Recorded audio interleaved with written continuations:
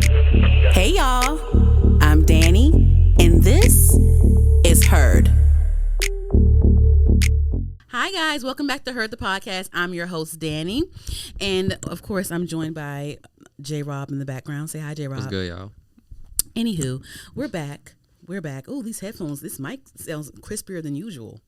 It sounds way better. This is the same mic, right? Same mic. Why does it sound crispier than usual? Because you ain't been here in a long time. That's wild. Anywho, I'm back. Yes, I haven't been here in a while, but we're going to catch up on some things. A lot has been going on, J-Rob. I don't know if you've seen things, but we'll go down the list. Okay. Anywho, but how was life so far, though? How's life? Everything been good, you know? So the guy that remember the guy that I ghosted, the one that I met outside doing security at the dispensary. Yeah, I know you're gonna see him again. So yeah, I've seen him again, right? Because at first I was like, oh my god, I'm so like I was on the phone with my friends, and I was like, yeah, like would it be awkward if I see him, and like should I like avoid this dispensary from that? Like she's like, no, like keep going, like no. And if he asks you any questions, tell him why. Exactly. Like you ain't talking about nothing. But I think guys are just like, guys are very ego driven. They have, a lot of pride. So he's even if it is awkward, I feel like he wouldn't say anything to me, and he didn't say anything to me. Like he acted like he didn't see me. I know he recognized me. But like if he had ever asked like, oh, what's up? Like why are you whatever? I would have been like, because you ain't talking about nothing. That's why I ghosted you. You're not getting no reply. But so this is kind of strange to me. Usually for me, at least, when I see security guards guard a building, they're usually standing up and alert and greeting everyone that goes in. Usually that dispensary that I go to is always the guard like standing up like right before you get to the door. Sometimes he would open the door for you. But the last few times I've seen him, like because the first time I met him, he was standing up or whatever at the door. But then the last couple of times I've ran into him to go to the dispensary, he was sitting down on the side on his phone. I'm like, sir, aren't you supposed to be securing the experience? Like, what's going on here? That's what I thought to myself. And I'm just like, and then also I'm like, so you sitting down just texting. So like, you have no reason to be boring because you have all the time in the world to sit. And even if you're at work, you have all the time in the world to sit and text and you still dry. So I was like, nigga, I'm so glad I stopped. And then now after I saw him, I'm like, ugh, he looked funny looking. Ugh, I don't like his hairline. Like now I'm just picking at things that I don't like about him. Y'all women want this shit. Like why does hairline be like that? Oh man, because you niggas in y'all hairlines, boy, I tell you, it be shaky. Not you, it be shaky. But even the young men too. I'm like, your hairline looks so fucked up at fucking 22 years old. Hey, you gotta take care of yourself. For real. Anywho, well, on to the topics. I don't have nothing crazy really happened to me. That I can think of. I hope not. Because usually I have a story to tell before I start the show, but not mine. No. Nothing crazy happened to me. What? No, that's TMI. What's TMI? What you just told me. Oh, my menstrual cycle. Yeah. That's a regular thing. That's a regular TMI. thing. We're grown. You're right. Our uterus sheds once a month. Period. That's how you got here. Yeah, because someone's uterus was in reproduction. All right. Period. And the cell hit the egg. Wow. We're here. The sperm. Yep. Flew into the egg. Bam. You made it. Yeah. We all made it. We're all winners. A million joints. Right. We all made it. Yes. Anywho, hopefully my uterus still works by the time it's time for me to have kids. Yes, it should work still. It's so scary. But no, it's so scary to see women that have like fertility issues. That's what I'm talking about. Oh no, facts though. That's real. That's a real thing. And you don't know until you try to have a baby. Right. That's crazy. That is so crazy. Damn. Women like around 35, that's when they start freezing their eggs, man. I don't got the money for that. I'm gonna just put it in God's hands. If it happens, it happens. I don't got no money to freeze no damn eggs. Just crack them. My eggs is ready to be cracked. That's like what? How much is it? Like $5? I think it's like in the thousands to freeze like your eggs. Yeah. Something like that. I ain't got it. Anywho, on to Heard on the Curb, the pop culture segment of the program. So a lot has happened while I've been out. Before I do that, I almost freaking forgot. Follow Heard the Podcast. We are Heard, HER''D. We're on all podcast streaming platforms. We're on TikTok at HeardPod, HERDPOD. Follow us there, repost us, share. Subscribe to us on YouTube, HER''D, the podcast. Subscribe, get the numbers up there. We're almost there. You know what I'm saying? We're almost there. I checked the numbers. Where's it at now? We're still under 1,000. I'm at like 938. Oh, that's so great. after this episode, I probably will get like way closer to 1,000. But then also the watch hours is going up too, and I needed to get to that certain point. Mm-hmm. So we're like over a third of the way there with the watch hours. Shout out to the people. Yes. Anywho, yeah, shout out to the people. Make sure you like, subscribe, comment, share with a friend, all that stuff. Yes. So anywho, on to the topics. Did you hear about Sha'Carri Richardson getting into it at the airport with her boyfriend? Yeah.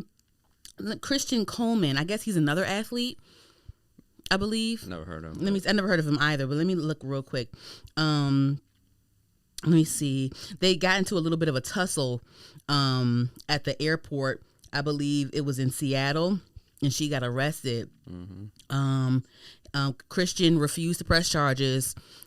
She's out already, and I think she already did like a race recently. And yeah, he's another track star, okay. Christian Coleman. That's what it looks like here on TMZ. So there's been like a little bit of back and forth in people's thoughts about Sha'Carri Richardson and how she got into it with her man at the airport or whatever. People had their thoughts about, women, like it would have been different if it was the man doing that, and y'all would have, if the man was that aggressive to her at the airport, y'all would have had a whole march. It would have been this, it would have been that, or whatever. And I don't condone any form of violence. I don't condone domestic violence. Right. I'm a firm believer in, if you put your hands on somebody, be ready for them to put their hands back on you. Okay. I'm a firm believer in that. But I will say, when we see things like these types of tussles between, a domestic situation,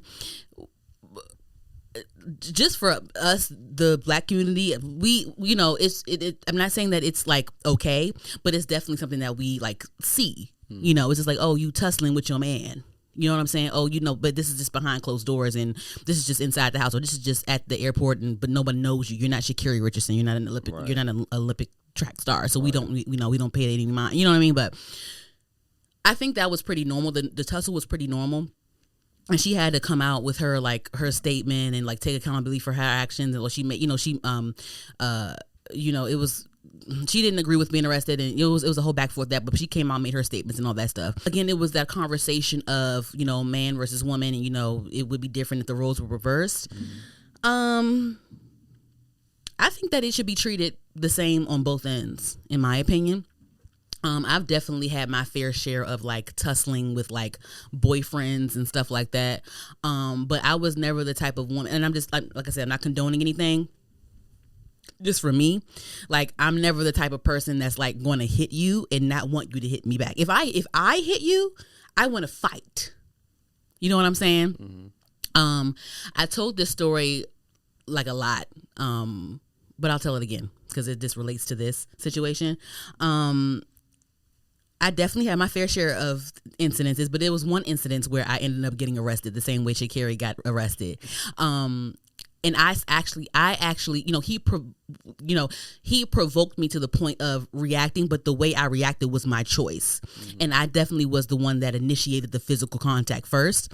I have it on my personal YouTube where I discuss, this was 10 years ago. This was before I graduated college. I think I was 21. Yeah, I was 21. This was 10 years ago.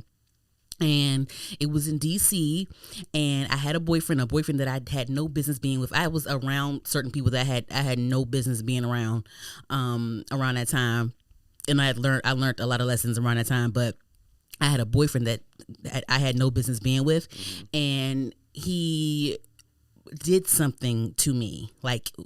He humiliated me. He did something to humiliate me. So this is what happened.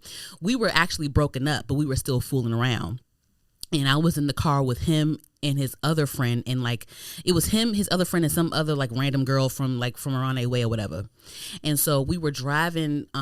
Because I had hopped in his car to, like, you know, because I was so stupid. We were broken up, but we were still fucking. We were still having sex. So I was still on him. I was still attached to him. But like there was no, you know, we weren't together.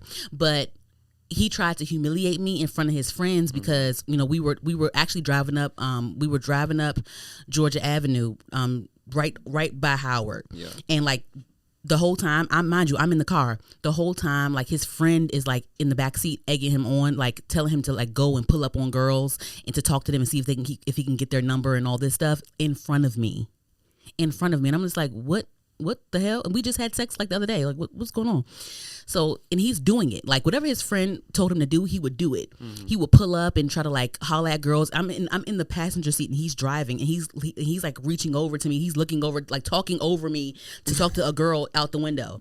I'm just like, what? So then I'm going off because I'm like, how dare you? I'm going off. So he keeps doing it. He keeps driving up to different girls on Georgia Avenue by Howard University, and he keeps doing it to the point where I ended up getting out the car because I'm like, what the fuck? I ended up getting out the car.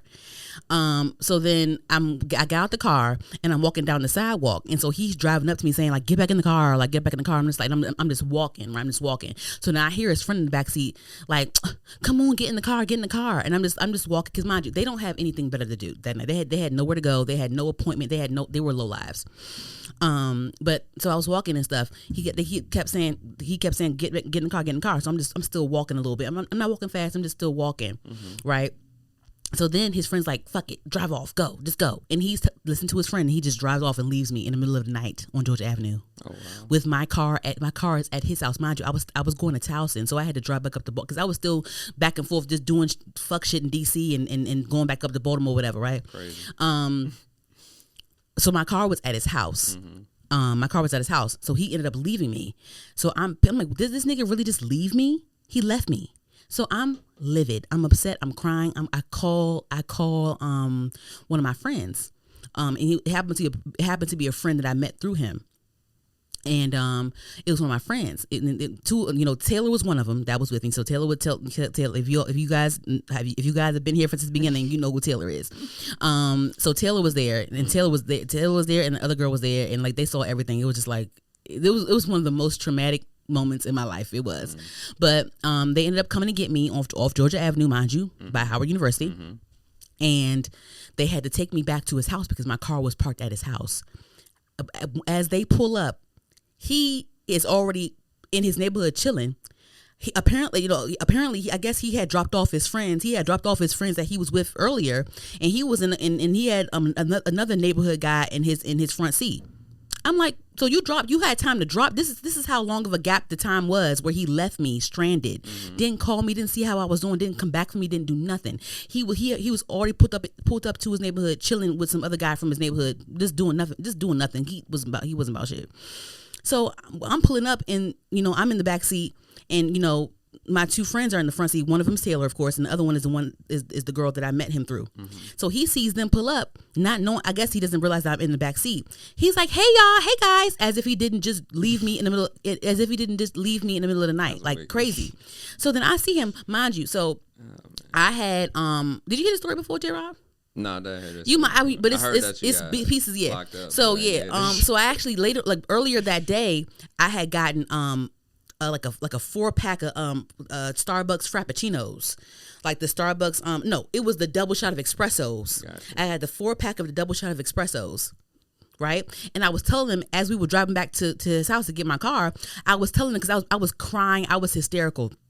I said, I'm about to go upside his head with these Starbucks. I guess they didn't believe me, and so I'm getting out the so Taylor is in the front seat, in the front passenger seat, and the girl that I was friends with, she had like a 2-door. So like, as soon as we pull up, I'm anxious. So I'm telling Taylor, like, Taylor, come on, get out the car, hurry the fuck up, like, come on. Like, I'm almost folding the seat. I have to, how you have to fold the seat to get out from the back. Right. Taylor's not getting out fast enough. I'm like, bitch. So I'm folding her. I'm folding her to get out the car, cause I'm like, girl, get out the car. Oh. She's like, oh my god, wait. I said, yes, get out the car. Like, what the fuck are you doing, bitch? Get out the car. So I'm getting out the car, and so I see him. and then he's acting dumb, and he, they get out the car or whatever.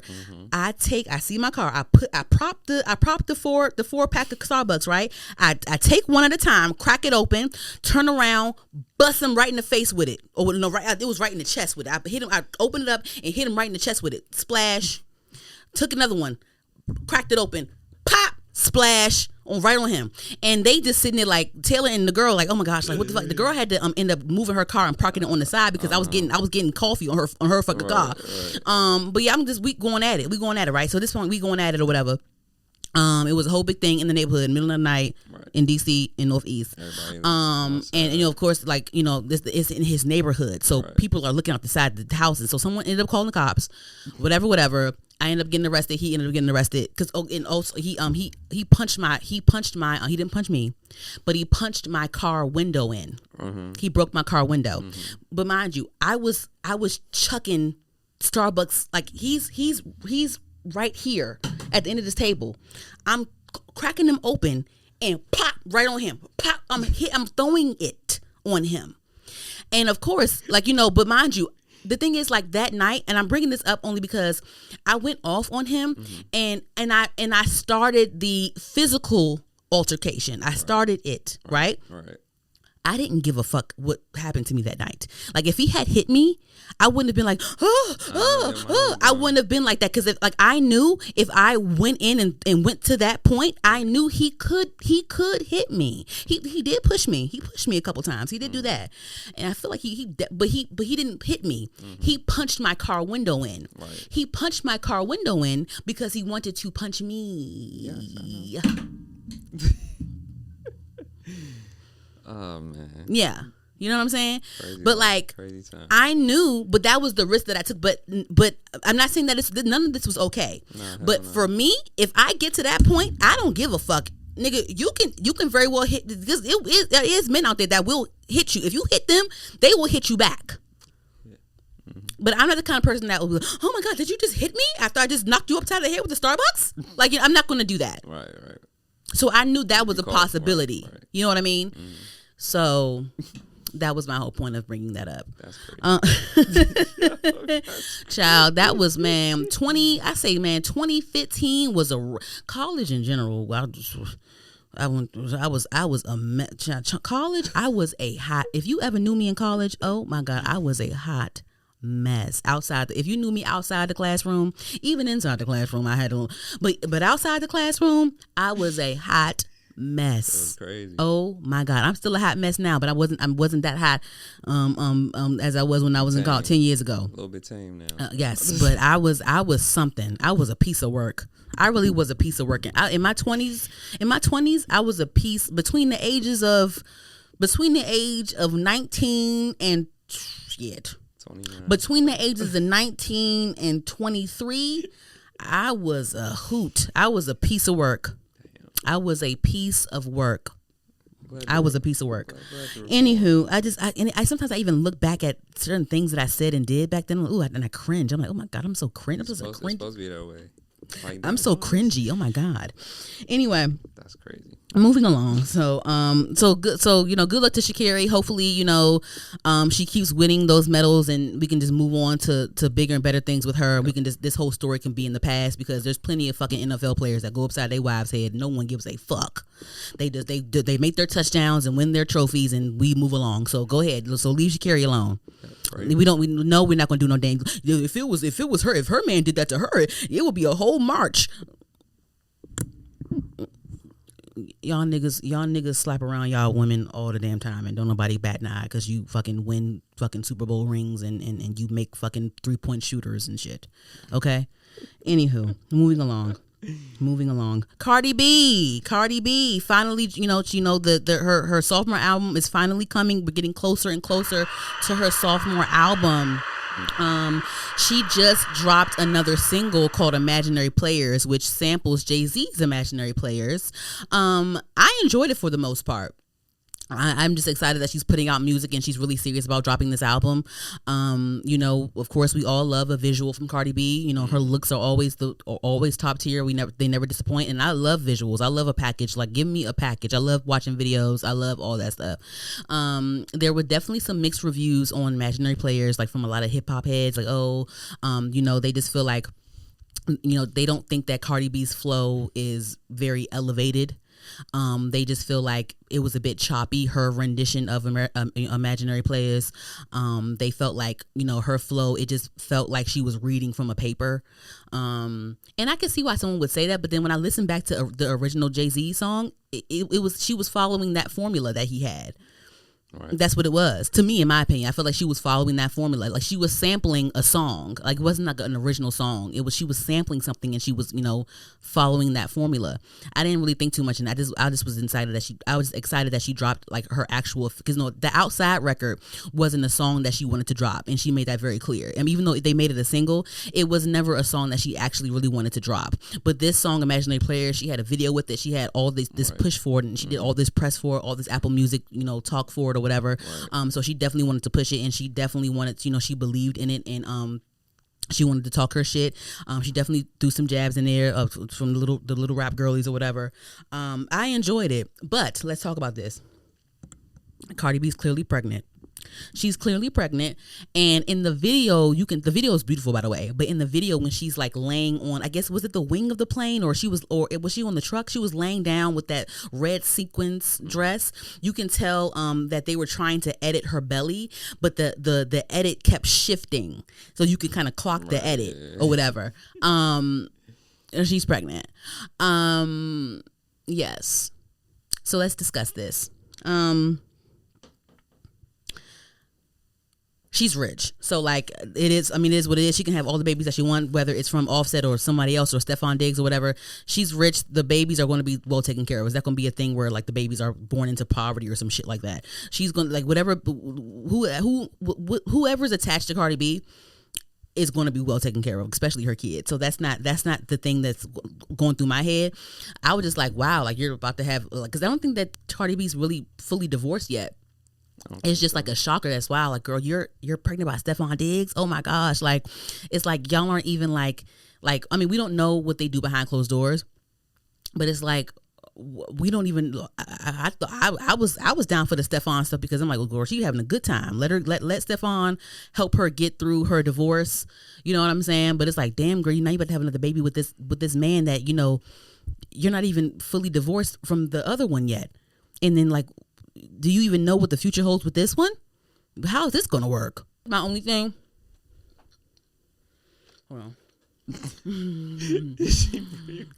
Listen, guys, my uterus is shedding. Bear with me.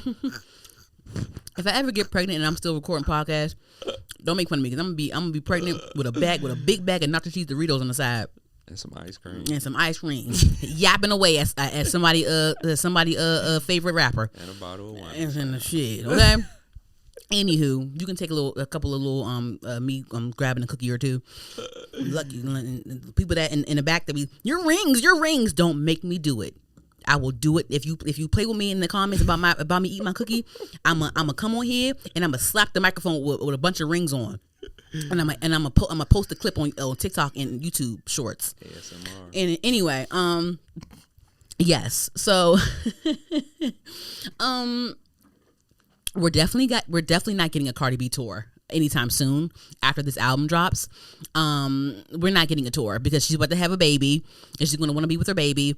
And even when Invasion of Privacy came out, when she was pregnant with Culture, she was scheduled to go on tour with Bruno Mars, and she had to end up canceling. And I think Bruno swapped her out with Sierra, I think, back then, like back in like 2018 or whatever, 2017 or whatever. So at this time, like Cardi B, she is clearly, you know, she's not outright saying she's pregnant, but she's not hiding it as much as she would when she with her first 3 babies. She's posting videos and we clearly see her belly button is poking out, and we see a bump. So she's not hiding it. And it's like, at this point, it's like, girl, I wouldn't hide it either, because it is what it is. You're going to be pregnant. We know you're pregnant, and you're going to come out pregnant at some point. So it's like, easy, like, spoon feed us this, you know, warm us up, because you're about to announce that, hey, I'm pregnant, by the way. I do think that It will be cool.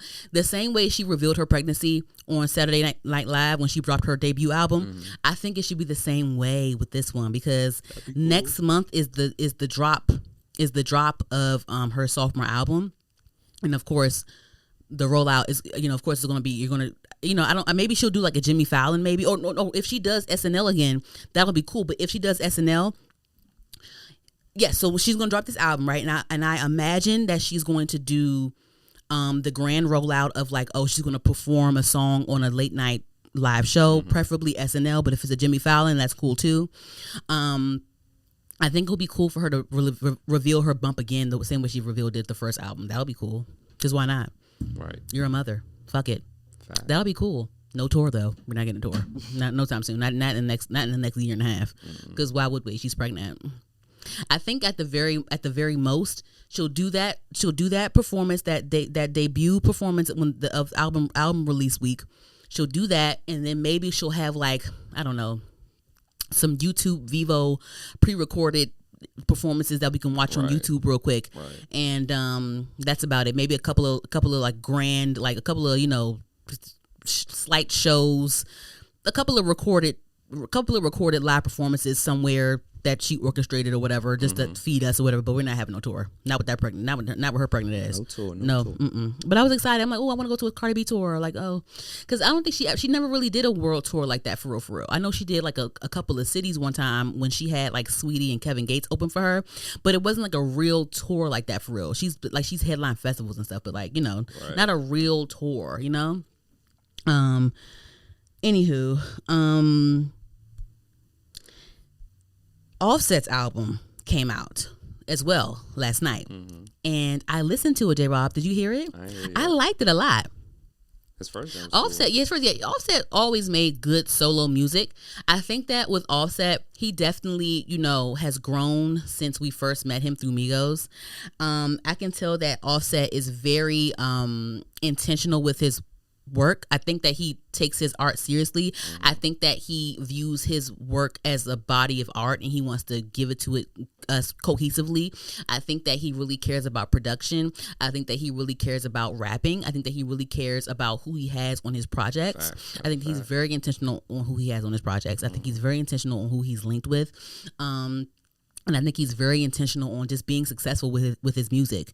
And I'm not in a corny way, because I know there's rappers that will hop on someone's stream real quick for clout or real quick for a rollout, or they'll hop on their stream because they're about to drop something the next day or whatever. But with him, he's been on Kais and that stream for sure.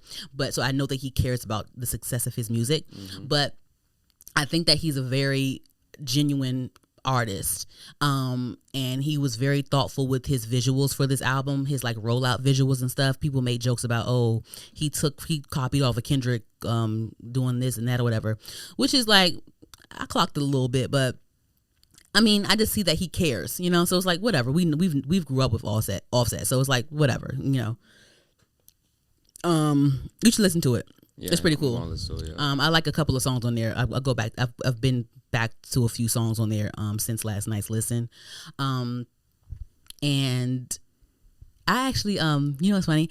I had like I went to the winery a couple weeks ago with some of my friends, and we ended up going to like Jasper's after the winery, and we went to Jasper's. Yeah. Your suggestion? It was. I know. Why you say that? You always go to Jasper's. I do go to Jasper's. Oh my God, I do always go to Jasper's. Like just real quick when I'm on this side of town, I do go to because their food is good, the drinks are great, and that's what but they've been slacking with their crab dip and stuff. I heard I don't really order the dips and stuff, but my friends order the dips, and I heard they've been slacking with their dips. My friends have had to return the dip like a couple times. They're like, what is this? This is not what it used to be. Y'all are going like, what's going on here? But I always order I mainly order the shrimp and chicken jambalaya pasta. If I don't order that, I'll probably order like a sandwich or something like that. But I never order dips and stuff like that. I don't do that. But anywho, we had a mini debate. I really didn't feed into the debate too much because I was hungry and I didn't really care too much to even discuss it. But I was I had a little. I'm gonna say this on my podcast. See what y'all think. So we were talking about Offset and Cardi B, and we were just talking about them, and I basically was saying, I think that Offset benefited more from Cardi B versus Cardi B benefiting from Offset.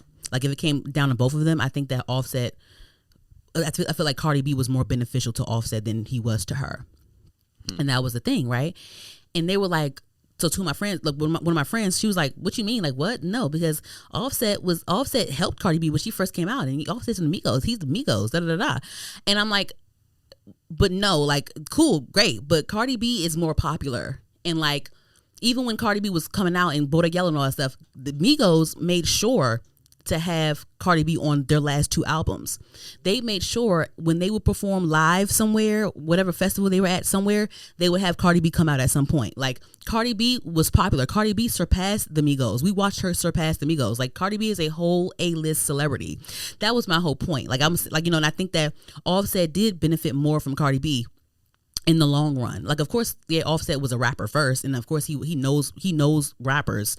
And I know that her first album, she had trouble with she had trouble with getting features, and Offset helped her get certain features. I think that Offset helped her get that 21 Savage feature, the Bartier Cardi song. So like he helped her, like, you know, link her up with different rappers and stuff, because of course, like, why not? He's in the game, and you know, you're a new artist, right. So whatever, right? Cool. But like after that, like, she's Cardi B.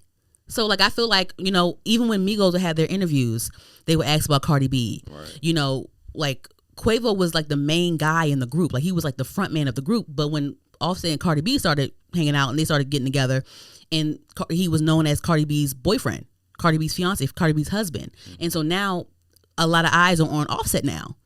And I feel like that was because of Cardi B, in my opinion. And I think my friend didn't understand what I was saying, because she was just so stuck on, no, he's from the Migos. The Migos are legendary, blah, blah, blah, blah. Like that was her whole thing. And like, I wasn't talking about legacy. I was talking about popularity and clout. Right. That's what I'm talking about. Right. He definitely did benefit. And, you know, and when it comes to women in general, like I feel like women's influence is already going to be, it's in my opinion, a woman's influence is usually going to take over versus like a man's influence, in my opinion. Well, in Cardi B's case, because, you know, she's a beautiful woman. You know, when it comes to girls, it's the hair, the nails, the purses, the shoes, the clothes, the makeup. Like they have all of these different variables that go into their influence. You know what I mean? Facts. And it goes to in whatever brand deals they have, and like, you know, what spaces they're in, and you know, then your notoriety grows even more. Cardi B is a whole A-list celebrity. I don't even think like they're gonna, like, you know, when it comes to like hip hop platforms, if Cardi B's on a hip hop platform, yeah, they'll ask her about Offset because she argued with him on Twitter or whatever. They'll ask a little bit about that, but if she's on like E! News or fucking, you know, ET or whatever, they may mention Offset or they may not. They don't have to talk about him because they know Cardi B. Right. If Offset's on E! News or ET or whatever, they're going to ask him about Cardi B. They're going to ask him about Cardi B on Hot 97 though too. You know what I'm saying? They're going. It's just, you know, when it came to the Migos, they always found a way to put in Cardi B in there somewhere, and they knew that. Like I feel like even Quavo had Cardi B on his solo album. They know the power of Cardi B. That was my whole thing. I'm not talking about Migos' legacy. I'm not talking about the legacy. I'm talking about clout and popularity and who benefited from who. And I definitely feel like Cardi B benefited Offset more than Offset was a benefit to Cardi B, in my opinion. Especially now, he's dropping his new music around the time she's dropping, because and it's smart. Like they arguing and shit, and I'm sure he's an artist. He's gonna drop his music. He's gonna whatever the fuck. But this is a great time for him to drop his stuff. Drop it around all the drama. Drop it around all the divorce shit. Drop it around all the Stefon Diggs shit. Keep dropping all that shit. Drop it now. Yeah, definitely drop your album now. Because in 2 weeks, no, don't do it. No.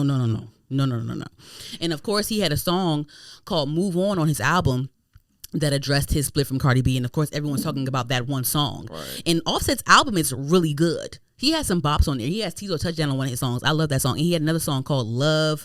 It's called hold on, let me go in here. It's a song on Offset's album called, because I kept running it back because it had a sample on there that I liked a lot. It's called Love You Down. I love that song on his album. I love Run It Up with Peacock. I love Bodies with JID. He has a Gunna collab on here too. I have to listen to Gunna's album. I tried to listen to his album, but Gunna loves like strings and like flute type of beats. Chill beat. Like real chill beats, and it'd be too chill for me sometimes. Like Gunna rap it up a bit, like wreck it up a bit. You know what I'm saying? Like you used to do. But yeah, that's my whole thing. So like, let me know, like, you know, who do you think benefited more from the relationship? Did Cardi B benefit more from Offset, or did Offset benefit more from Cardi B? Sound off in the comments. Anywho, next. Sound off in the comments. Anywho, yeah, so let's talk about Saweetie real quick. Because there was a clip of her on the Bootleg Kev podcast. And Bootleg Kev asked her, you know, hey, how come you never really dropped a full debut project, a full debut album? Because that was that was always my like conversation piece when it came to Saweetie, like, you know. But I always answer my own question saying like, oh, the label probably doesn't believe in her, and you know, she probably didn't exemplify the right you know ROI for them to even push a debut album, a full-length debut album from her. So that's why she keeps dropping like EPs, like 5-song EPs, 4-song EPs, 7-song EPs, all these taste testers. You know what I'm saying? Let me find the clippity clip real quick. I think I linked it. Let me see. So this is Saweetie on the Bootleg Kev podcast. Here we go, right here. Do we just get EP? Saweetie, I have to ask, why do we just get EPs from you? So album. That's a great question. Honestly, it's on the way, and I say that every time. But when I would say that was like a filler statement. But just to get, you know, down to the ground and real honest in this point, I've been searching for my voice for so long. You gotta imagine, like, when you pop off of Icy Girl and you're thrown into the game off of a car rap, it was difficult, you know? And it's really important for our artists to feel comfortable and safe in the studio environment. Not that it could get dangerous, but in a creative element. Right. So the more I got to know myself, the more I knew what I wanted. And I think this is the first time where I feel like I've discovered myself as an artist. Saweetie, I have to ask, why? Okay, so that was a very interesting way that she put it. One thing about Saweetie, when it comes to her interviews, and I kind of, sometimes I like it, sometimes I don't like it. I like it because she's really good with her words. She's very articulate. I love a smart woman. But then sometimes I'm like, girl, if you don't just answer this question straight up and stop playing magician with words and just say it. But you know, I was on Saweetie from the beginning. Ever since Icy Girl, I was on her from the beginning, and I was like really rooting for her. I felt like, oh my, y'all are hating on her. Give her some time, whatever. I was really rooting for her in the beginning. You were. I actually went to one of her shows. I think I saw her twice in DC at the Fillmore, or Silver Spring at the Fillmore. And I actually met her like out back after my friend Tommy. It was me and my friend Tommy went to one of her shows at the Fillmore, and we went around the back to meet her in person. And we met her, and Tommy sang for her. She's really nice. She smells good. She's pretty in real life. And she was this is when she was still being managed by Max Goose, I think that's his name. You know, she like with Saweetie, like, you know, okay. So when it comes to people not dropping projects, my mind automatically always goes to, oh, the label doesn't believe in you. And then also if it comes to the, you know, also I feel like a lot of times when they don't drop projects, it's because the music that they have isn't good enough. It's just not good. Or something keeps getting pushed back. It just wasn't good. Mm-hmm. The album wasn't good. They had to go and scrap it and go start over afresh with something new. And that's what I felt like after a point. I felt like the songs that she had just weren't good enough for her to release as an album. I definitely feel like when she was with Quavo, when she was like really hot back in her like tap in days and her, the My Type days, I definitely feel like she should have dropped her album because she had like a cool 5 songs. She had My Type that was really big, but that was on one of her EPs. Mm-hmm. She had My Type that was really big. She had Tap In. She had Back to the Streets. She had Best Friend. She had like, that was like what, four really good songs, and I feel like she should have put the album out, in my opinion, especially with her having all that clout with Quavo and all that stuff. They were on magazine spreads and all that stuff. All eyes were on her. Right. I feel like even if it didn't do as well that first week, still put the album out because you have all this music, and I feel like it could have grown over time, in my opinion. But she, I feel like I believe that she always wanted to be a rapper, but I feel like, she went viral from a car rap. Icy Girl was a car rap that went viral, and management saw her and wanted to take her under their wing because they saw what they could do. Like, it's all a business. They see a pretty girl. This is a viral rap song.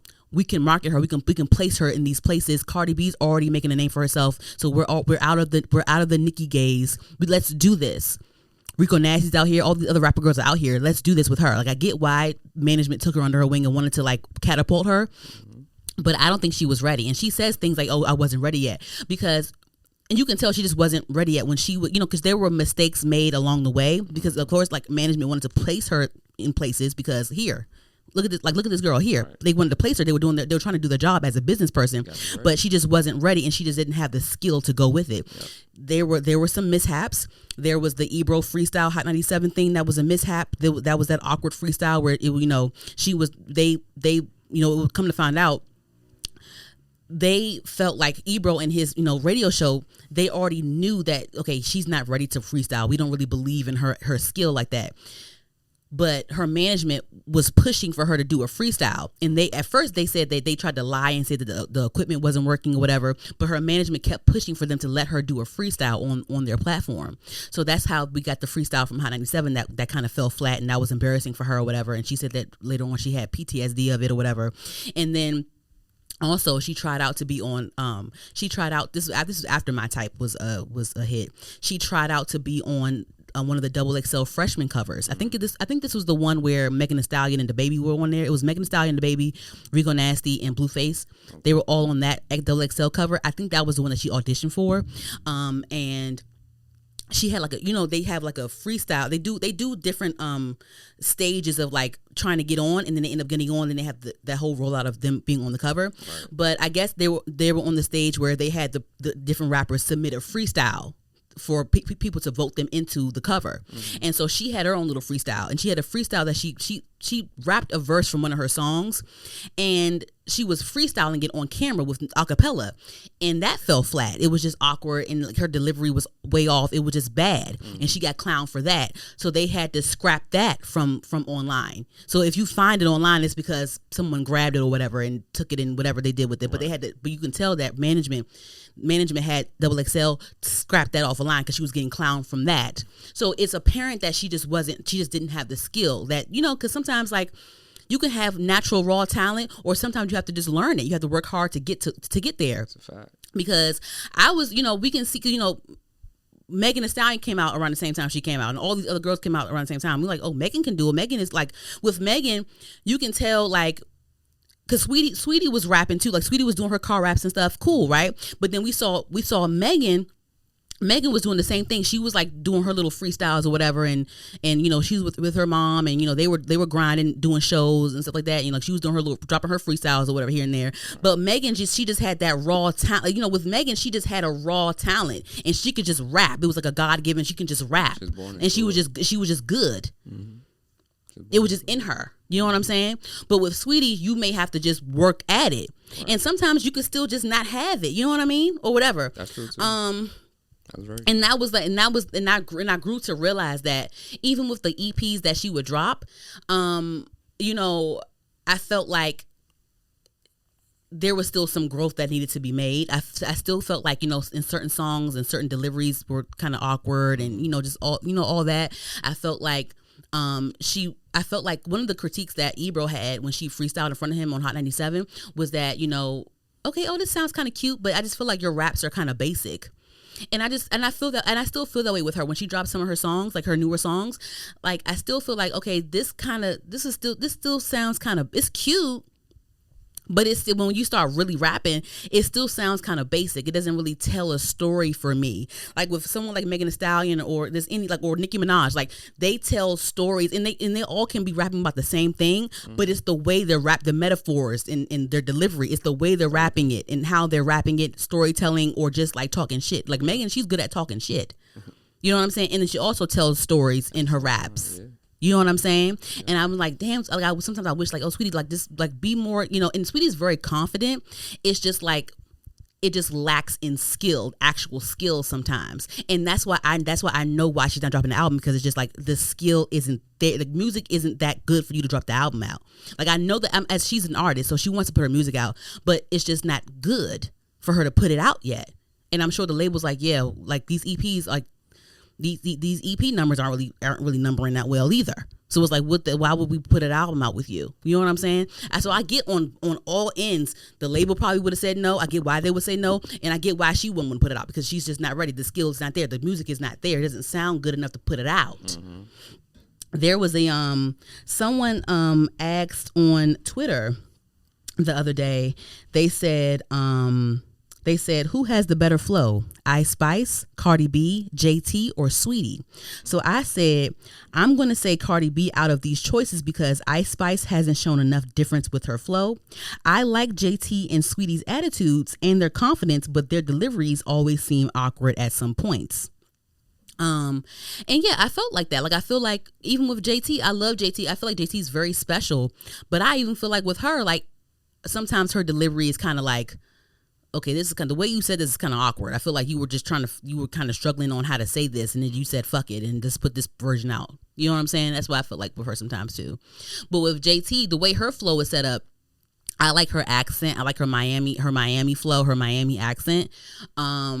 I can feel like sometimes, you know, her raps may kind of fall kind of basic, but I just feel like maybe it doesn't really bother me too much with JT because I love her Miami tone. It's other variables about JT that make me, you know, gravitate towards her music. But I think that sometimes her delivery does kind of seem awkward.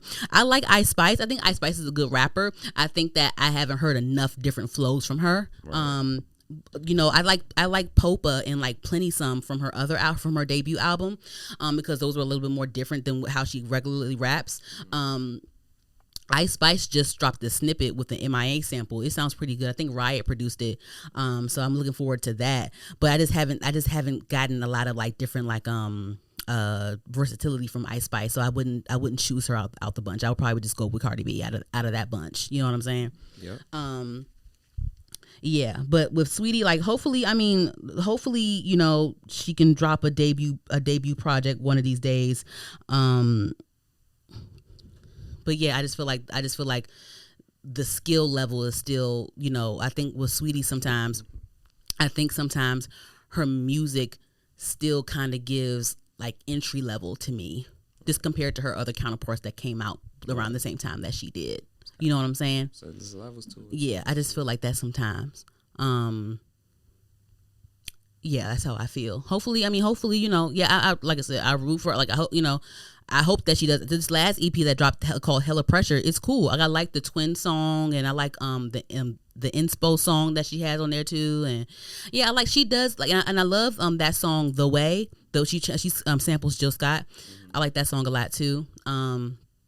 I don't care for Rich Tivities that much, but yeah, and I just feel like even with her, like her visuals, I like the Is It The Way video because it's something different that she hasn't done before. But when it gets to like other videos where it's like, okay, you just put on some pretty clothes and you're just gonna film this scene real quick. That's another thing that I don't like. If you want to give me a visual, give me a thoughtful visual. That's why these visuals save Cardi B a lot when it comes to her music that people don't like all the time.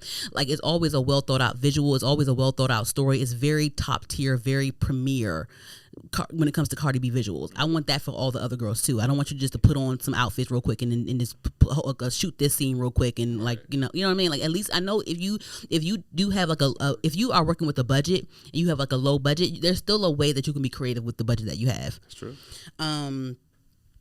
Yes, I was about to mention this random girl, but I don't think I want to anymore. Skip it.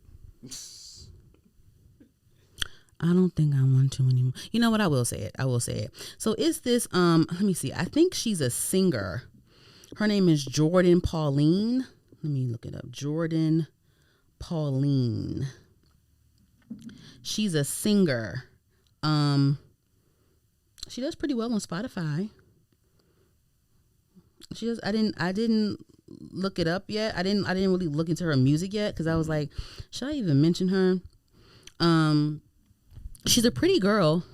She's trying to make it in the music industry.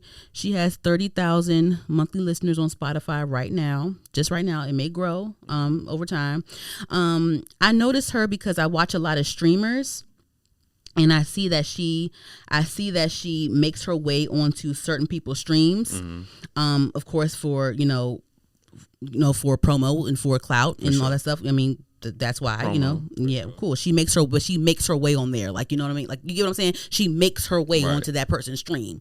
But she recently came out and accused Saweetie of copying her. And she also accused Ice Spice of copying her. She does this weird little, it's not weird, but she does this little swoop bang thing in the front that looks like something that Betty Boop would do because Betty Boop did it first. Right. But apparently to her, she did it first, and Saweetie and Ice Spice are copying from her, right? Cool, whatever, right? So obviously, I think this is a lie. I think that she knows that she's full of shit. She's just using this as clout. No, seriously, I think this is like, girl, there's no way that you think that you fucking like invented the swoop thing in the front. Like, who gives a fuck? Nothing you're doing is original. But I think the fact that she's calling out the girls, people are gonna, the Shade Room posted it.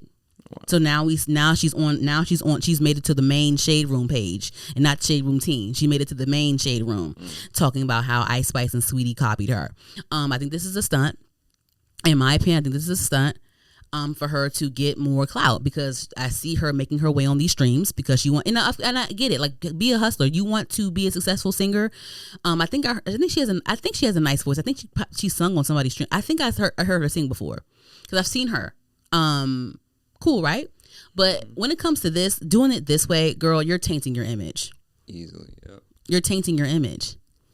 Because now we're going to see you as the girl that accused Ice Spice and Saweetie of copying her. And then now when we see you, or when you're in front of a person with the microphone that's interviewing you, they're going to ask you about Saweetie and Ice Spice. They're not going to ask you about your music. Yeah. They're going to ask you about the drama. All day. If I ever make it big in streaming or podcasting, whatever, I'm going to be very careful who I allow on my stream. Because it's just... and I get it. It's all a business. I get it. You want to be on someone's stream because they're popping, and that's why you want to be on there, because it's going to benefit you for being on that person's stream. It's going to benefit you from being on that person's podcast. It's going to benefit you from being in that person's interview. Cool, I get it. But when I see things like this, people like this, and then when I see how people act on Blackboy Max's stream, or whoever else's stream, the rappers. They will make their way on these people's streams, but then behind closed doors or somewhere else, they're like, oh, these streamers are lame. They're lame. They just lame for real, blah, blah, blah, blah. They'll talk shit, but then they'll make their way onto their stream when they want to brawl out something. I don't got time for that. Yeah, and like, I know that we're not friends. I know we're not friends, but don't talk shit about me. No, I don't want nobody. Listen, if I ever make it big, like, it's going to be a hard no, or I'm going to miss the email. Right. I'm going to miss the email. I'm not going to see the email. I'm not going to see the DM. I'm not going to do. I'm going to be very selective with who I have on my show, because if I feel like, if it benefits you to be with me, it needs to benefit me to be with you. Nah, for it gotta be equal. Equal. Other than that, no, because I'm not gonna have you bum your way onto my fucking platform and then talk shit about how you really think I'm a loser, but you're just on here because I have 200K viewers every night on my fucking stream. No, that shit's crazy. Okay, it's crazy, that was just, yeah. So I'm like, girl, she already fucking up, because even with, like, let's give Erica Banks as an example. Like, she came up under Megan Thee Stallion spite. A bunch of Megan Thee Stallion spite. Like 1501 fucking signed her out of spite of Megan Thee Stallion. And her whole narrative at first was, oh, I'm better than Megan Thee Stallion. They pit her against Megan Thee Stallion, and like Megan paid her dust, but like she was seen as Megan Thee Stallion's understudy, basically, because of the way she came out and the way she was like feeding into that whole narrative. Mm-hmm. You know what I mean? Right. Like, every time we see you, we're going to think of Megan Thee Stallion. We're going to think of that time. If you're on an interview, someone's going to ask you something about Megan Thee Stallion. Yeah, and like, I don't blame them for doing, because like, look at what you're doing. But my whole thing is this too. We have a job to do. Like, that's another thing. If I'm going to interview somebody, I'm going to interview you. It's going to be a good, productive interview. Right. But if you rob the bank on Wednesday and you sit in front of my face on Friday and we're talking, I'm going to ask you about that bank robbery on Wednesday that you did the other day. I'm going to ask you that. That's a fact. Because that's on my news feed. You know what I mean? That's a fact. Anywho, we're almost done. So, guys,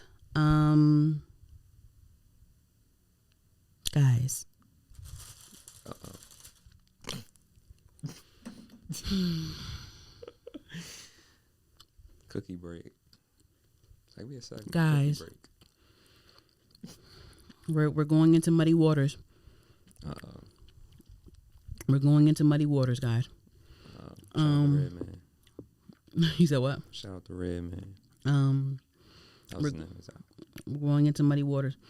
So, Lil Nas X was arrested this week due to assaulting a police officer, which was in result of a drug overdose, and he was walking through the LA streets with his Tighty Whities on and his white cowboy Carter boots and just humming tunes and crooning and just being like having a high episode. Then at some point he ditched the cowboy Carter boots and he ditched the draws and he was walking around naked with his dick swinging. And it made TMZ and he was out just high as fuck, lost his mind. That's crazy. It was really sad. That's crazy. He was arrested because he tried to assault a police officer. So he was arrested on battery, but he was hospitalized for a possible drug overdose. He was on, let me read the article just a tad bit and tell you which street he was on, because I'm not an LA girl like that. So let me see. You said what? Melrose. It wasn't Melrose. They said it was like Studio 6 LA, somewhere in Studio 6. That's what it's called, Studio 6 area. Okay. It says via TMZ, Lil Nas X is hospitalized after a bizarre scene in LA. He was strolling down the middle of the major street early Thursday morning, wearing only his underwear and cowboy boots. TMZ obtained a video of the rapper nearly naked, floating aimlessly down Ventura Boulevard at 4 a.m. in LA. Someone driving past him recorded Lil Nas, who repeatedly pointed at the camera, muttered something about heading to a party. At one point, he placed an orange traffic cone on his head. There's a picture of that on TMZ as well. He's being recorded. People are driving like, is this Lil Nas X in his drawers right now on Ventura Boulevard? What the hell is going on here? So he's being recorded. And he's like, he's having like an episode and just like saying, are you going to the party, guys? And go ahead, babe, and all this stuff, and come to the party. Put the phone away, girl. Give me your phone so I can throw it and you can never see it again. And like just having like a whole episode. And people also pointed out his bizarre behavior on Instagram. He posted like a series of Instagram videos of him like playing dress up and just being bizarre and painting on his walls, and just like he would have like a pile of junk in his house or whatever LA loft that is, or a penthouse, whatever that is in LA. Just having like an episode. Poor thing. And of course, like drug addiction runs his family. His mother is also a drug addict. And I believe she's in Atlanta somewhere, roaming the streets on drugs. Someone caught up with her the other day and they were filming her, asking her like how she felt about his recent drug overdose and his acting out, and she's out of her mind still too. It's like she's out of her mind too. It's like I didn't really like how they interviewed his mom, because she's out of her mind and she's drugged out too. So it's just like, oh my God, why are y'all televising this woman that's clearly going through this problem? But it's sad because it's like, oh my God, please don't follow in your mother's footsteps. You know what I'm saying? That was sad. So they interviewed her, talking to her, and like at one point she kind of did say like she blames herself, but it's just like, I don't even know if this woman knows what she's saying, because she's high too. It's sad. So that's crazy. Well, so here's the thing, right? With Lil Nas,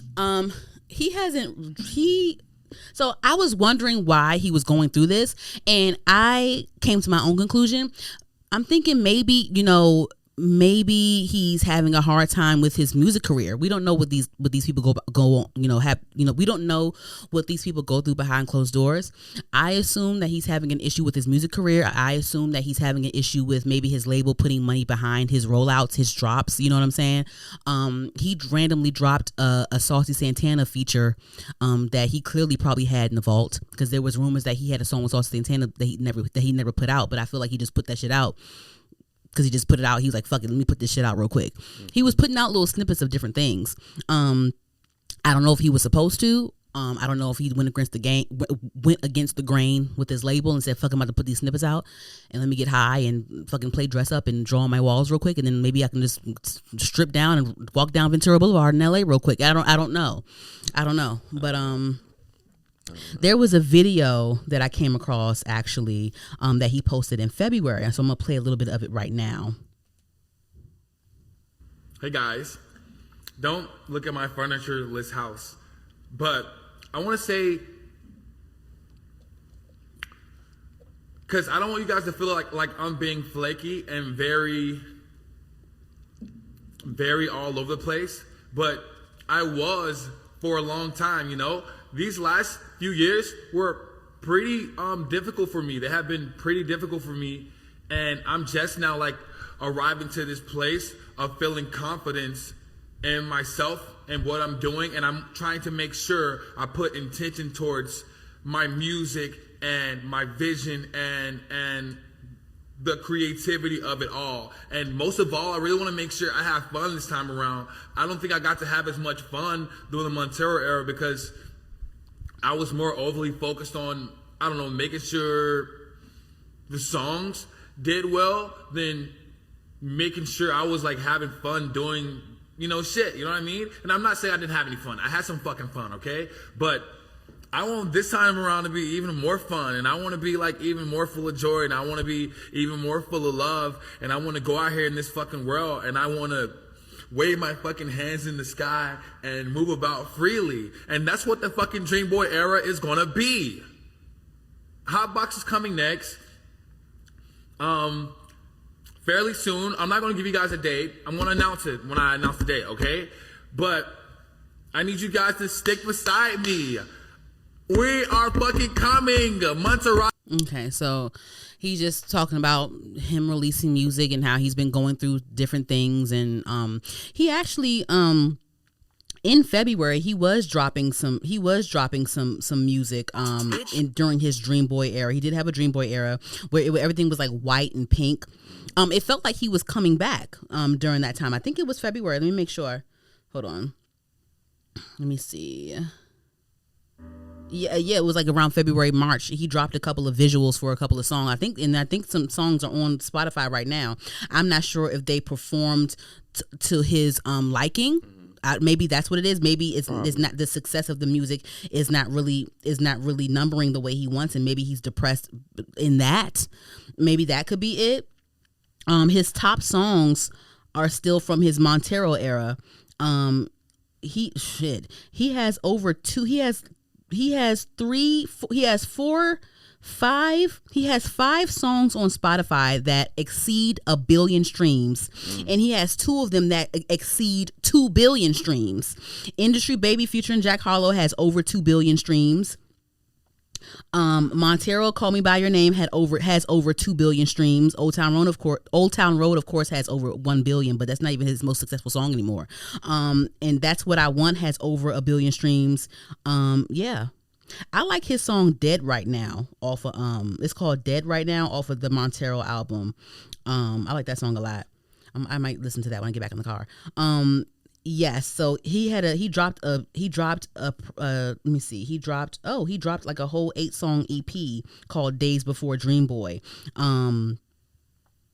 It has Hotbox, it has Dream Boy on there, it has Swish, it has I guess it didn't perform to his liking. Maybe I'm just assuming, I don't know, I don't see the stream numbers, but it's just I'm trying to figure out why is he going on this whole spiral, this downward spiral. Maybe it's because of that. And maybe maybe he's working with a certain budget. Maybe this Dream Boy EP was supposed to prove to his label that he can drop another album. Maybe that's the problem. I don't know. The visuals for the Dream Boy are really nice. He has the pink, Ken Barbie aesthetic to it. One of the songs, I think it's called, let me see, the song Dream Boy, he sounds like Andre 3000 rapping. I'm gonna play it for you when we get offline, but it's really good. He sounds like Andre 3000. So that was your phone? Oh. Yeah, so I don't know, maybe it's the industry. We don't really know what's going on. We can just guess. I remember Chloe Bailey a couple weeks ago. She said that she watched the movie Sinners, and she said the movie Sinners reminded her of the industry. And she said the reason that she feels that she doesn't have the success that we all expect from her is because she's not willing to sell her soul. Because the whole thing with Chloe Bailey is like, oh my gosh, she's so great, why don't her numbers number? And she was just like, after she watched Sinners, she said she cried because it just represents the industry and how she doesn't want to sell her soul. It represents that, when you don't let the negativity inside, you're good. But when you do let the negativity inside, you're controlled. It's bad. It's it's bad. It's negative. Right. Maybe, I don't know, I'm not saying Lil Nas X sold his soul, but maybe he fell victim to certain things in the industry, and I don't know. I'm just only guessing. I'm only guessing because he turned to he's drug abusing at this point, and it's spiraling into him being arrested for disorderly conduct. He's naked, walking the street alone. It's crazy out here. Naked, butt ass. He ditched the Tighty Whities and the cowboy Carter boots, and he was naked, barefoot, and dick was swinging in L.A. Oh, man. There's a video on TMZ. Oh, man. You know what I mean? So Prayers, yeah, hopefully everything turns out. I'm glad that he's alive. They said that he's awaiting a court trial to see if he can get bail or some shit like that. I don't know. Hopefully he can.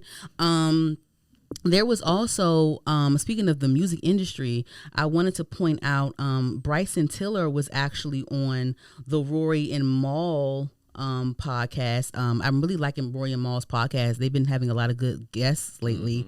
They had Offset on there. They had Chance the Rapper on there. Chance the Rapper just dropped the album, and it's pretty good. It's pretty darn good, I will tell you that. He has a song with Tia Corinne on it. It's called Put the Gun in Your Purse or Gun in Your Purse. That's my shit. But I think Young Thug is on it too. Let me see. So yes, Bryson Tiller was on the Rory and Mal show, and he was saying, the only reason I'm still doing music is because it feeds my family. But if he was saying, like, I'll play it for y'all, but he was saying, like, if Drake called me today or Chris Brown called me today and said, hey, I just want to have you be my writer, I would stop being an artist and I would just write for them. So I'm gonna play the clip right now. It was to feed my family and take care of people, bro. Like being an artist right now, and it took me a long time to really get my money right and figure shit out, and how now I'm straight and my family's straight.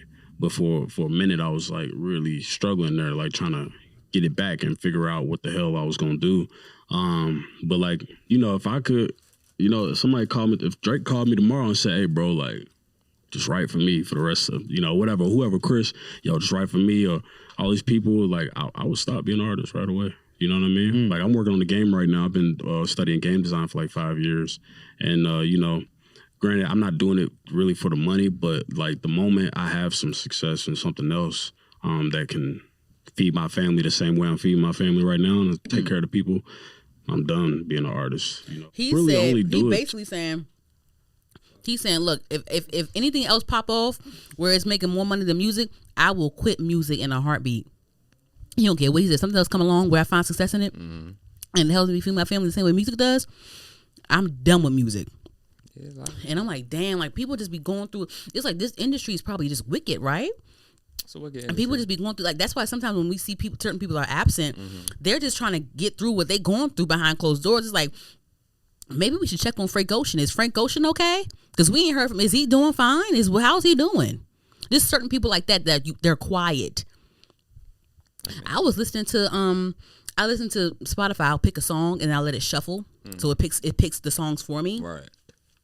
I was listening to Miguel. Miguel came on in my shuffle. I said, "Where Miguel at? How he doing?" Because Miguel can sing and he can perform. Yeah. And I've seen Miguel live before. Yeah, he good. And I'm just like, what? I'm like, oh shit. He used to have some shit back in the day. What happened to Miguel? Is Miguel okay? Shit. Probably performing or something. He might be out here performing. I don't Straight see performing. it. You said what? He probably just out here straight performing. Street performing? No, straight performing. Straight performing. Oh. Yeah, like I'm like, well, how's he doing? How's this person doing? How they doing? You know, so it's just like, damn, he said the minute I find success in something else, I'm out of here. I'm done. And he sounds so defeated too. Yeah. He's on tour with Chris Brown. So he getting that coin. Who's that? Bryson Tiller. That was Bryson Tiller. Yeah. So he's on tour with Chris Brown and Summer Walker. Yeah. He Chris Brown has Bryson and Summer opening for him. He always said that though. He always been that way. He has. Kind of like reluctant. Yeah, like the last few years or some shit. Really? Like, what do you think it is? It's just like the politics behind the scenes that he doesn't care for. Mm-hmm. It's a lot of stuff behind the scenes that people don't know. Being signed to a label and stuff like that is a lot, right? Yeah. It's a lot.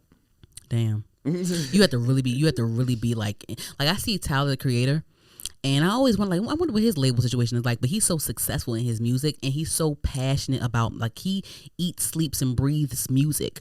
Like Tyler the Creator, like he said one time in an interview, he was like, you know, any girl that I'm dating, they know that I love music more than I love them. Like, music comes first before my relationship, like before my dating. Yeah. You know what I'm saying? So like, he's very passionate about his music. He's very instrumental in everything about his music. Yeah. So maybe that's what I don't know this man. I don't know Tyler, but I never really see him like complaining about like the industry. I never see it. Maybe he's lucky enough to not have those types of problems. That too. I don't know.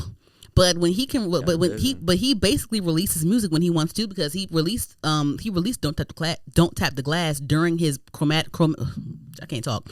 He released Don't Tap the Glass during the Chromacopia tour. He was still going through the Chromacopia era. And he dropped Don't Tap the Glass. He dropped some visuals from Don't Tap the Glass. Then the other day he just dropped another song from Chromacopia with Tizzle Touchdown. So he's still dropping music from that one too. So. It's levels. Yeah, so I don't know. I just see different people have different experiences, I guess. It is. Every experience is not one. Yeah. One size fit all. I just like, damn, I just get really sad when they start talking about stuff like that. It's like, oh my God, what are y'all going through? Because I be having my own mental health struggles. I be having my struggles of because I go through one of my issues is that it's called, what's it called when you keep like replaying? Oh, it's called ruminating. It's called ruminating. I have an issue with ruminating certain like traumatic events that happen to me. I just keep like I'll find myself going back and replaying it in my head, and I obsess over replaying it in my head. Like, I have trouble with moving on from things. You know what I'm saying? Like, I ruminate a lot. So I know, like, when it comes to like things taking over your mental, I feel so bad because sometimes you just don't have control. You don't have like the willpower to like reroute. You know what I mean? So, anywho, this is the last thing.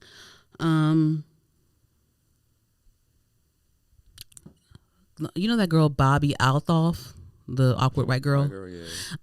So I guess she's launching another podcast now. So she fake retired her first podcast, and she's relaunching another podcast under a new name. And the trailer is her and Drake. So I guess her first interview is going to be Drake again. She had an interview with Drake on her first podcast when they were in the bed together talking. I don't know if they fell out behind the scenes. I don't know what happened, but she ended up having to delete the episode. She ended up having to delete the episode, and her and Drake unfollowed each other. I don't know what happened behind the scenes. I don't know if it was a stunt. I don't know what was going on. It was weird because Drake loves awkward white girls. Drake loves like the awkward white stuff. Like, he's very particular in that way. Like, Drake loves like he likes the dark skinned girls too, because he was up in between Serena Williams' legs too. So he definitely likes the black girls too, and you know he's with Rihanna and all them too. But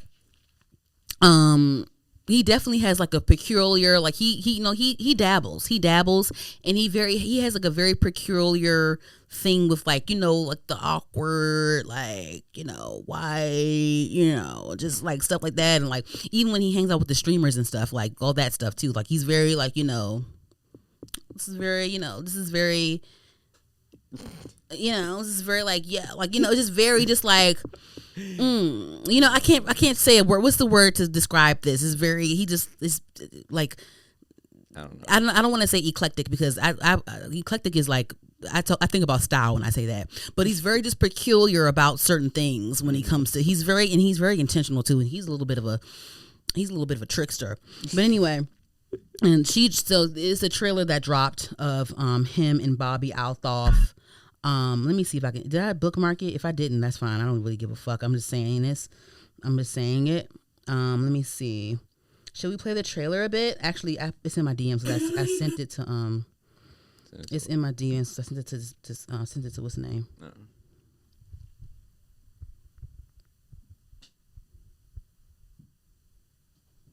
Welcome to a much more refined, poised, and pleasant podcast. Pleasant? I don't know about that. I know. I think that was just a word I'm trying to get you brand deals. Oh, so you want me to be more pleasant? No, I'm just saying. I was what I need to do. trying to pitch. Is welcome that what I need to get more brand deals, be more pleasant? Hey now. Welcome to a much more scenic, serene, and solidarity. What are you getting at? Welcome to a much more scenic and serene and serious. It's not going to be serious though. Is it not? I think it is. Welcome to a much more scenic, serene, sexy. No, try it again. Anyway, so yeah, it's a whole rollout they're doing for her podcast, and he's obviously the first interviewer. This just brings me back to the point that I made early on, where like nowadays it's so clear that like, and I'm like I said, I've said before, I do not have a journalism degree. I went to school for graphic design. I just have the gift of gab, I guess, a little bit, a kind of, maybe, sort of, I don't know, whatever. But it's just more obvious nowadays that you don't even have to be like a journalist or someone that's really taking like this seriously. You just have to have the numbers and the clout. You know what I'm saying? For these celebrities to like come on your platform and even amplify you even more. It just reminds me of that. It just reminds me of like it just reminds me of how it's just so obvious. Like you don't even have to be gifted in interviewing. You just have to have something that draws people in. You just have to have the numbers for people to come on your platform. It doesn't matter. Like I just see it. It's just so much more apparent nowadays. It's like when you see like Tyga or YG sitting next to this girl or whatever, it's like obviously they're on her show because they're going to be seen, and it's going to help them. This is a part of their role. This is going to help them with their product that they want to sell. It's just so obvious. It's just not even like, you know, it's not like back in the day when it was Oprah or Wendy Williams or like whatever. Of course you're on Oprah because it's Oprah. Of course you're on Wendy Williams because it's Wendy Williams. But these are real journalists. These are real people that really built this up. And like, you know, girls like Bobby Althoff and all these streamers, they built their platforms too. But it's just like, it's just so obvious that these people are sitting next to them because I need the numbers that you have. It's just so obvious now. Because we're not going to, it's like, we're just because I'm sitting next to you, this doesn't mean that we're going to have a real conversation, because sometimes they don't even have no real conversation. It's just random weird shit. You know what I'm saying? With Funny Marco, he's awkward and it's really weird and awkward, but that's his talent. You know what I'm saying? Like this is like with Funny Marco, I don't expect a real interview. I expect a stand-up comedy. I expect a stand-up comedy skit in interview format. That's what I expect. That's what we get from Funny Marco. That's how I describe Funny Marco. A stand-up skit in interview format. That's it. That should be funny too.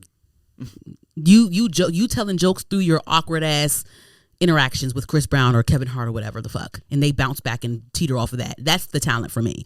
When it comes to Bobby, she's just awkward, but the person that's there with her, the person that's being interviewed, they're carrying the episode. She's just there because it's her platform and she has the numbers. Right. And I'm not hating on her. Congrats to her. I'm trying to get there that day. One day. I'm trying to get there one day. I'm not hating on her. I'm just saying, I'm just calling it for what it is. Like with Kai Cenat, like he's talented. He's good at engaging. He's good at entertaining. Right. But we're not. But that's what I see when he has people on his platform. He earned everything he has. Right. So like when people come on his platform, yeah, they on there because they want the clout. But it's still going to be a good stream because he has things planned out. He has segments. He has all these things. He puts thought in his talent. It's a show. It's a show. So that's all I got to say for that one. Anywho, anything else you want to talk about before we move on to the music segment and the show segment and log out? Okay. So yes, this was a jam-packed month of music. Offset's album dropped. It was pretty good. I loved it. Ice Spice dropped the snippet, sampling MIA, Bad Girls. Teyana Taylor dropped the album. I listened to it on my way here. I really enjoyed it. I love the narrations from Taraji P. Henson, Issa Rae, Kerry Washington, all the people that she had on there. I saw some jokes on Twitter about somebody was like, damn, is this an audible? Like, this ain't no album, this is an audible. I'm like, y'all can just skip the damn talking parts then. Like, I gotta, like, it's not that damn, it's a visual out. She has a whole like Amazon music deal where she put her visual album up on there, so it's like a visual like story. Like you know how Kanye West did with Dark Fantasy. He had the whole thing. Yeah. So JID's album is pretty good so far. I'm halfway through it. I love him a lot. I didn't get to see the new A$AP Rocky and Denzel Washington movie yet, but I have been watching their interviews, and A$AP Rocky has been one of the rappers that have shouted out JID on interview platform, and he said, y'all need to listen to JID. He was like telling Denzel, like, check out JID. He's really good. He's one of the best rappers. I hope that one day him and Kendrick Lamar do a song together. Like he was saying it to Denzel Washington. Offset has been shouting out JID. So I'm listening to his album right now. I'm halfway through. It's good so far. Chance the Rapper dropped an album. Love it. I'm almost done with it, but I love the album. I'm glad that he's back. Chance the Rapper is one of the ones that definitely shaped my college experience. Definitely had fun in college from Chance the Rapper music. My God, going to college between 2011 and 2016. It was great. We had Migos, we had 2 Chainz, we had all the A$AP Mob, we had Chance the Rapper, we had J. Cole, Kendrick Lamar, we had Drake, we had everybody. It was great. It was great music. And then Doja Cat just dropped her new song called Jealous Type off of her new album coming out next month. She already announced European tour dates.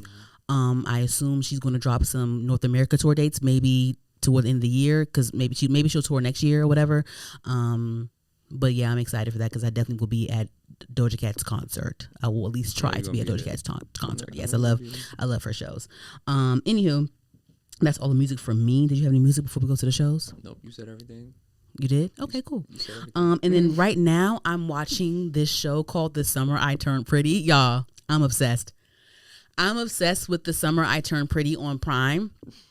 And I've been seeing little, like, I go on Prime to look for things, and I've been seeing them post this show on the main page. I just kept ignoring it. But my friend Tommy was like, girl, you need to watch this show. Because the show has 3 seasons right now, and it's on its final season. It'll end like sometime next month. But I was hooked. After I binge watched it, and I'm hooked now. And it's just like it's like a teen drama show. That's your type of show. But it just brings me back to I'm a lover of teen drama shows. I loved One Tree Hill. What else did I watch? What else teen stuff did I watch? Buffy the Vampire Slayer. Degrassi. Like, I love the teen melodrama shit. Yeah, so I'm into The Summer I Turned Pretty. I'm into that, and you know what? And TikTok has been a blast. People have been posting think pieces and episode breakdowns. I love that there's a whole 30 and over community that watches this show as well. TikTok's fire. People just sitting up there saying like, my grown 30 plus ass is on this, stressed out over this damn show. I'm like, yep, I'm with you, girl. Like, I love the 30 and over crew that watches The Summer I Turned Pretty. I'm with y'all. Like, I love it. Team Conrad. But yes, so I'm watching that. I still want to go see that new Spike Lee movie with Denzel and A$AP Rocky. It was called The Highs and Lows, something like that. Yeah. I may end up getting Apple TV because it comes out. It's in theaters now, but it comes out on Apple TV, Apple Plus next month. So maybe I'll just wait next month because I think it's not gonna be on Prime. They have like an Apple deal. Oh, God. So I think I'm going to end up getting Apple TV Plus. Because I want to, it's this Journey Smollett show on there that I want to watch, so I think I might just end up getting Apple TV Plus. So yeah, I'm gonna do that. I still didn't get to go see that movie called Together with Dave Franco in it yet. I don't know. I may wait till that goes on streaming as well. Ought to be streaming pretty soon. Yeah, I think I might end up waiting for that to go on streaming as well. Yeah. Anywho, well, okay, guys, that's it for me. You have any shows or movies you want to talk about before we log out? Watching nothing. Yeah. I'm watching nothing. I will get back to my shows. Yeah, get to your shows. Anywho, all right, guys, thanks again for watching Her the Podcast. Again, we are on all podcast streaming platforms. We are on YouTube, HER_D the podcast. Make sure you guys subscribe, like, comment, share, all those things. We're on TikTok at Heard Pod, HERDPOD. Again, we are Heard the Podcast, HER_D the podcast. Thank you guys for listening. Bye. Peace out. What? Huh? Why are you laughing at me? No. Why are you laughing at me? Why? What? You know I always gotta laugh at the end of the episode. Oh my gosh. Anywho. Bye, guys.